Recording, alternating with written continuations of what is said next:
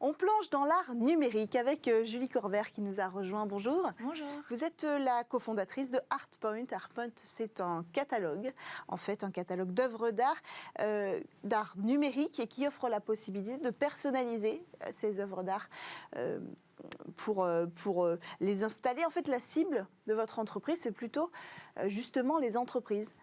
Les entreprises, tout à fait, et tous les lieux globalement qui sont fréquentés par le public, les lieux de vie. Donc on peut citer des lieux comme des hôtels, des entreprises, des centres commerciaux par exemple. Oui. Et chez Artpoint, on se définit comme un créateur d'expériences artistiques numériques, justement à destination de ces lieux de vie. Alors à quoi ça ressemble l'art numérique? Donnez-nous des exemples, qu'on se projette un petit peu. Alors déjà, peut-être, si je devais définir l'art numérique, c'est l'art qui va explorer les nouvelles technologies, qui va utiliser le numérique comme médium de création et qui positionne le numérique au centre de la réflexion d'un artiste. Donc, on va avoir des œuvres qui se servent de ces nouvelles technologies pour questionner notre rapport au numérique.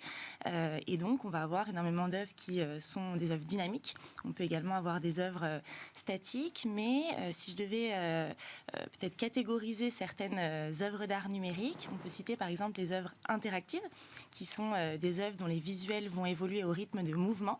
Oui, c'est ce qu'on voit à l'image, en fait. Exactement à l'image. On a également des œuvres génératives qui évoluent au rythme de données qui sont stockées dans des algorithmes et donc qui sont en fait des flux qui se renouvellent à l'infini. Et par exemple des installations également immersives où on va plonger un spectateur dans un univers visuel et sonore à 360 degrés. Et les artistes français sont nombreux dans l'art numérique?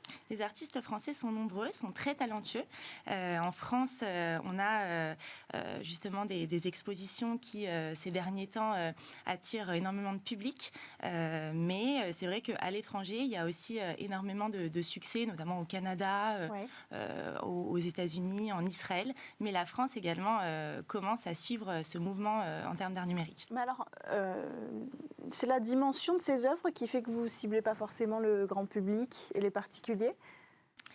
Disons que notre ambition, ça a été dans un premier temps d'essayer de viser des lieux assez fréquentés pour donner plus de poids à ce nouveau courant, plus d'impact, gagner en visibilité et bien évidemment à terme on aimerait toucher le grand public et pouvoir ponctuer le quotidien de milliers de personnes grâce à l'idée, c'est qu'on puisse collectionner l'art numérique comme on collectionne l'art classique, si j'ose dire, qui englobe toutes les autres formes d'art, en fait.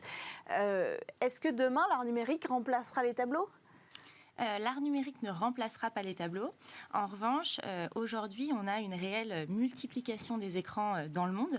On voit que tous nos lieux de vie regorgent d'écrans, l'espace public regorge d'écrans, et les écrans sont un parfait support de diffusion pour les œuvres d'art numérique.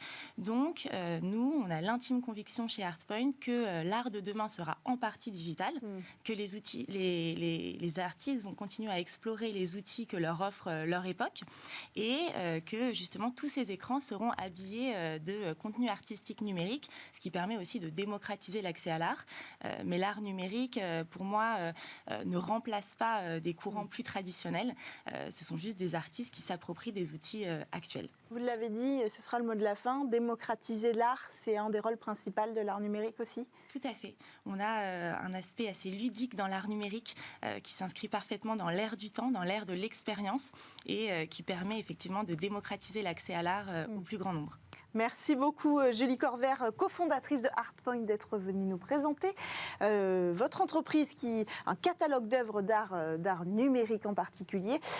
Quant à nous, eh bien, c'est la fin de cette émission. Merci de nous avoir suivis tout au long de cette édition. Merci de m'avoir suivi tout au long de cette semaine. Demain, vous retrouvez Delphine Sabatier à la présentation de Smart Tech. Moi aussi, je vous retrouve demain pour une chronique Rendez-vous dans l'espace. Tout de suite, c'est l'heure du Lab. À demain.